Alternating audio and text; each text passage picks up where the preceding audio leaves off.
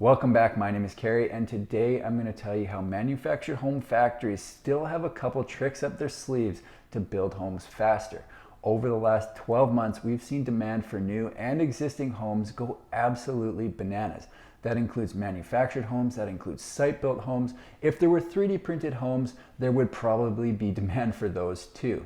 Maybe there is 3D printed homes already, I don't really know. With all the demand comes a shortage in supply, which, among other things, has led to a big old price increase. Right now there's a lot of people looking to buy, but now there's a whole new set of roadblocks to even getting a house. First, like I already mentioned, we have the increased prices.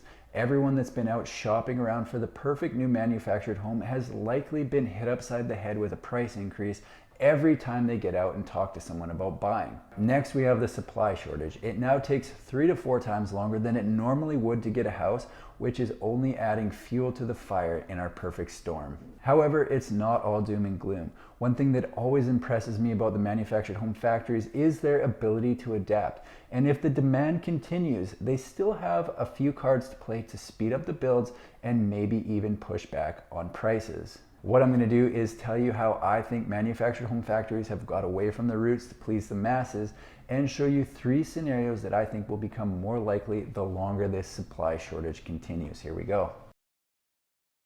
I got into manufactured homes in 2009. That's the year I sold my very first single wide. At that time, the housing market was in the toilet because we were just coming out of the 07-08 financial crisis and factories were slow. They had to innovate and find ways to stand out because buyers were few and far between. Over the next 11 years, they added more decor options, more floor plans, and customizing floor plans almost became the norm. It wasn't very often I would send in an order without the customer moving some windows, making a bedroom bigger, or sometimes they would even come in with their own custom plan they drew on a napkin. Most factories would accommodate and build anything and everything. The longer we see this massive surge in demand, the more the factories are going to have to adapt to get homes to buyers faster. The reason I thought of this today was because this week we were sent an update from the factory asking us to make sure that our orders were clean. When I send in an order to the factory, a rep looks it over and makes any changes I've requested, then sends it back to me so that I confirm that everything is correct. An example of a clean order is having everything correct the first time it's sent in. So I send it in, the factory looks it over, inputs it to their system, sends it back, I sign it off, it's all right, and then it's released to production. What they don't want is to send the confirmation back to me and then have me respond by saying, "Oh yeah, I forgot they wanted a window in the living room." That's an added step for them by me not getting it right the first time, and it's a waste of time. Right now they're working all hands on deck and they're still booked out 8 or 9 months in advance. So this bulletin kind of lets me know that they've switched their focus to efficiency and there's likely more changes coming. The longer this craziness in the housing market continues, the more changes we're going to see. So let's look at what they can do to get homes to buyers faster and how it would affect buyers. The easiest way to improve efficiency is to limit or cut out customization of floor plans, and it's already happening at some factories. The reason it can slow down the process is because, like I mentioned before, it adds a step to the order confirmation process that otherwise would not be needed. I would send in an order and say, yeah, the clients want the living room and kitchen flipped, but everything else stays the same. The factory would then have to redraw the plan to their interpretation of what I'm telling them and send it back to me. If I get the plan back with the changes and it's obviously incorrect, I mark what the changes that still need to be made are and I send it back. They work on it, send it back to me, and if it looks right, then I send it to the client for their approval. Maybe it's what the client wants and we move on, or maybe there's another tweak to be made, so it's another back and forth from the factory. Depending on how drastic the customization is, after that process is done, the plan might have to be re-engineered. As you can see, floor plan changes can be a massive time suck, and I think it's going to be one of the first things cut out to simplify the process. This isn't exactly a prediction since it's already happening at some factories, but it's still worth mentioning because it hasn't happened at the factory I deal with yet. The next thing I wouldn't be surprised to see scaling back is the number of available options. Let's be honest, do we really need to offer 10 different cabinet choices? As a consumer, would you really mind if instead of 10 cabinet choices, maybe there was 4?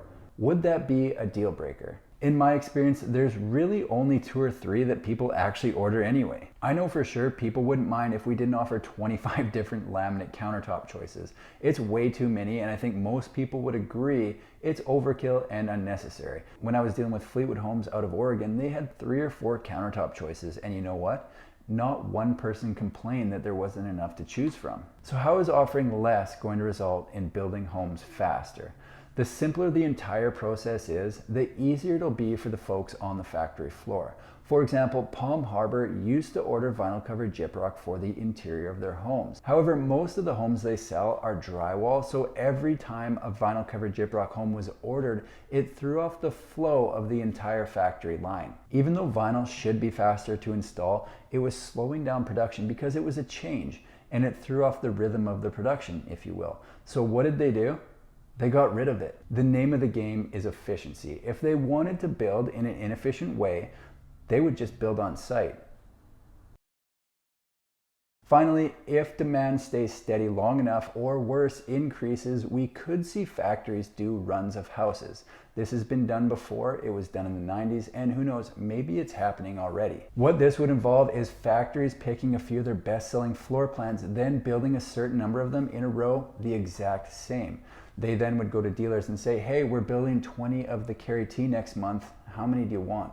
I don't actually have my own floor plan, but dare to dream, right? This takes efficiency to the absolute max because for 20 homes in a row, or however many they end up doing, everything is the exact same. Floors, cabinets, tiles, you name it, it's the same. It's like how Mark Zuckerberg wears the same gray shirt every single day to save time.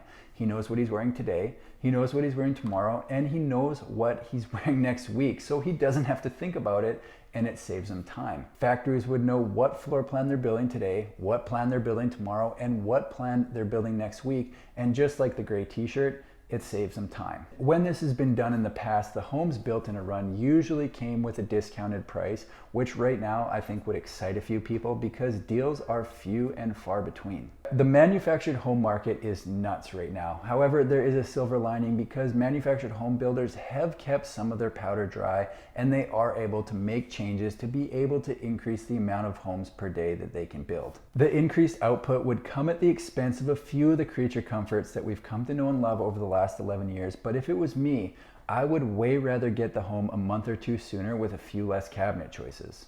Maybe that's just me. That's all I've got for today. If you like manufactured home videos, don't forget to subscribe to my channel because I've got new ones coming out every single week. Thanks for watching. We'll see you in the next one.